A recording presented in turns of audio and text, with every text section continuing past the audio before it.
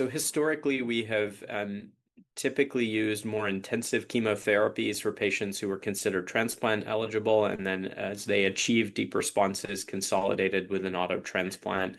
That standard of care has really shifted now, where the thinking is by incorporating covalent BTK inhibitors into the upfront chemoimmunotherapy regimen, we may be able to spare most of our patients autologous transplants. That's again defined by the triangle trial, but also other trials that show patients who achieve very deep responses, MRD undetectable responses after induction therapy really don't seem to benefit from autologous transplant. So the standard of care, I think, has shifted away from incorporation of autologous transplant for fit young patients. For older adults, it is again really with a focus that maybe transplant was not considered for these patients from the get-go. And so really thinking about what's the best opportunity to maintain remissions. And there we see, again, incorporation of BTK inhibitors not only into the induction regimens, but also into maintenance to try to prolong disease control and improve progression-free survival.